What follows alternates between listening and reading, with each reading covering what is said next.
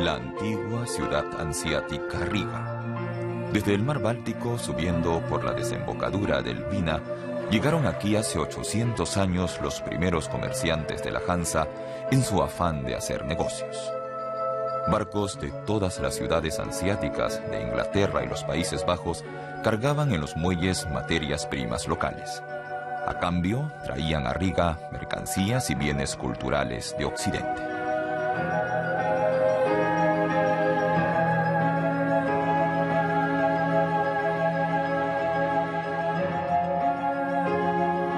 San Pedro, Santa María y San Jacobo se llaman las principales iglesias de Riga, todas ellas típicamente hanseáticas por sus nombres y apariencias. Los comerciantes levantaron sus ya aprobados almacenes comerciales para guardar los tesoros del Báltico: pieles, miel, ámbar. Unos comerciantes de Bremen pretenden haber descubierto para el gran comercio internacional la pequeña aldea de Liffen en Riga, cuyo puerto era ocasionalmente visitado por vikingos. Una tormenta había arrastrado a la nave alemana a la deriva hasta aquí. Otra de las ciudades hanseáticas con que Riga mantenía estrechos contactos era Lübeck. El fundador oficial de Riga fue en el año 1201 un religioso de Bremen llamado Albert von Beckehövede. Su predecesor, el obispo de Liffen, había sido asesinado aquí. Así y todo, Albert no se dejó amedrentar y trasladó valientemente su sede oficial a Riga, donde hizo construir una catedral. Riga ardió en reiteradas ocasiones, pero siempre renacía de sus cenizas, cada vez más grande y espléndida, y con ella la Catedral de Santa María.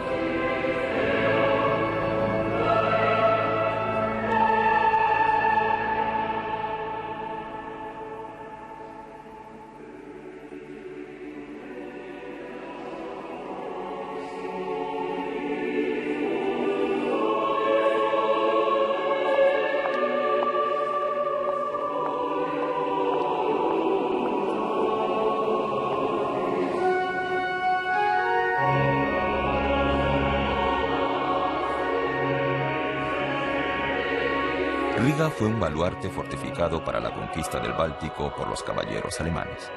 No obstante, los conquistadores, los hermanos de la espada, lo tuvieron difícil con el obispo que había fundado la orden y sobre todo con el amor a la libertad de los ciudadanos de Riga. En 1297 estalló una larga guerra entre la orden y el ayuntamiento debido a que los caballeros de la espada habían derribado un puente.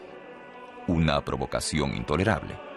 En represalia, los ciudadanos hicieron añicos el castillo de la orden y a su vez secuestraron al obispo.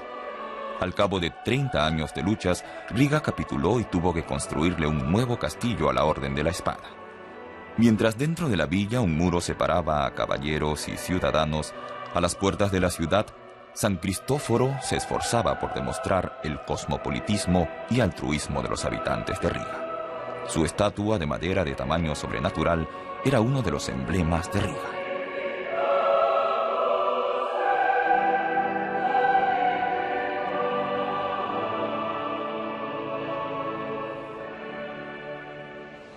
Los Tres Hermanos se llama el conjunto de edificios de vivienda más antiguos que se conservan en Riga. En sus habitaciones se recuperaban de sus extenuantes travesías los comerciantes, al pie de la chimenea esquinera.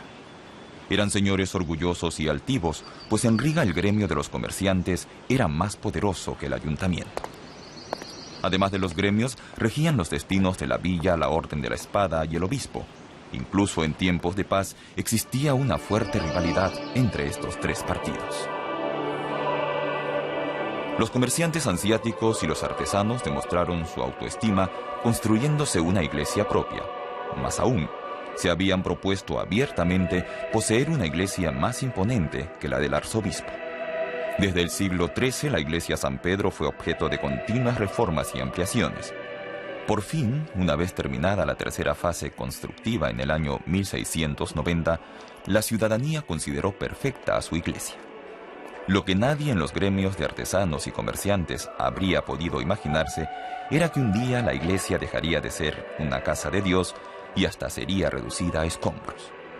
Lo inconcebible sucedió en la Segunda Guerra Mundial. Desde su reconstrucción en la era soviética, la iglesia de San Pedro sirve de auditorio, o sea, de sala de conciertos y exposiciones.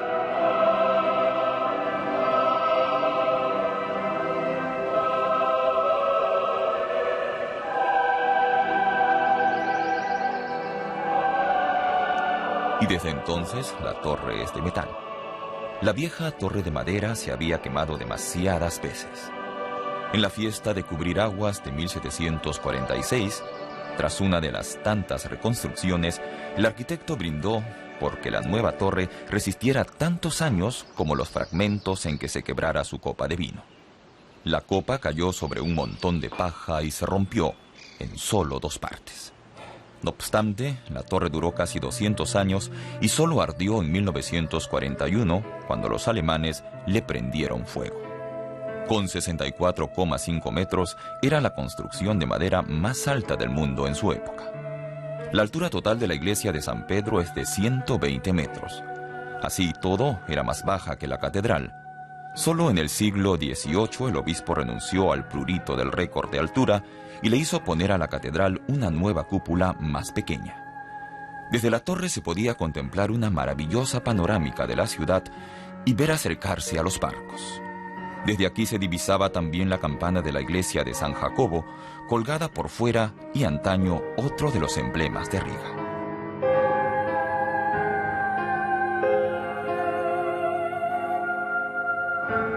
Sobre la torre de San Pedro estaba siempre de guardia un vigía que avisaba en caso de peligro para Riga. Desde aquí se podía tirotear a mansalva durante el medioevo a la odiada Orden de la Espada, pues el antiguo convento de los Hermanos de la Espada se encontraba justo debajo de la iglesia. A lo largo de su historia, Riga ha visto entrar y salir a muchos conquistadores extranjeros. En el medioevo llegaron los alemanes y daneses, en 1582 los polacos, en 1621 los suecos y en 1710 los rusos.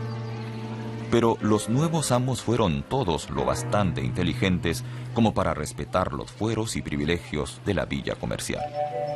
En contrapartida, los habitantes de Riga no siempre veían a los conquistadores como opresores culturales, sino que asimilaban las culturas de los países vecinos, perfeccionándolas y mezclándolas. El resultado se nota a las claras en el estilo arquitectónico de la ciudad. En la época del eclecticismo se pusieron a contribución en las fachadas de Riga todos los estilos, desde el Renacimiento hasta el Barroco. Y más tarde, la ciudad sucumbió con entusiasmo a la boga modernista. El modernismo uno se lo espera en Viena, pero aquí en Riga. Cierto, muchos arquitectos letones estudiaron en el extranjero y trajeron consigo la idea del Art Nouveau. Pero el factor decisivo fue el hecho de que justo a fines del siglo XIX y comienzos del XX, Riga conoció un brusco aumento poblacional. Y muy cerca de la ciudad vieja, los arquitectos letones encontraron áreas favorables a la construcción de nuevos edificios de alquiler. Por ejemplo, la calle Albert fue casi completamente rediseñada entre 1903 y 1906 por el destacado arquitecto Michail Eisenstein.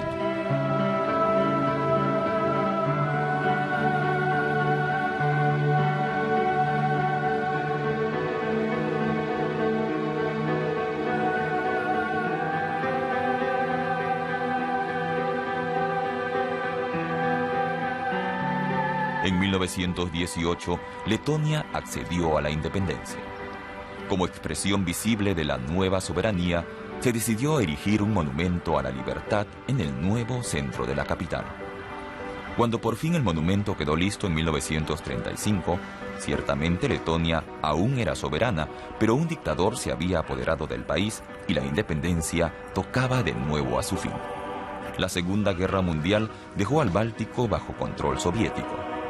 Solo como consecuencia de la Glasnost y la Perestroika, recupera Letonia su independencia en 1991.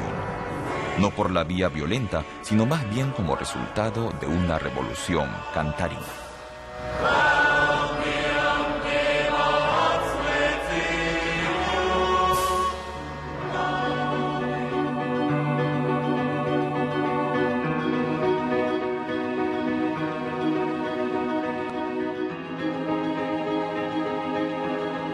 Riga, la mayor ciudad del Báltico, se esfuerza por seguir siendo la capital secreta, por combinar el frío encanto del norte con un ambiente más meridional.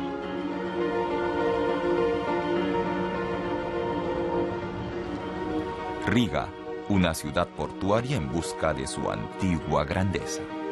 Hoy atrae de nuevo a marinos de todos los países que navegan por el Báltico. El camino hacia una modernización del legado hanseático pasa por muchas reformas. A pesar de todos los problemas, Riga es la forja de la identidad letona y como tal se apresta a volver a ser el París del Norte, como se le conocía en Letonia en los dorados años 20.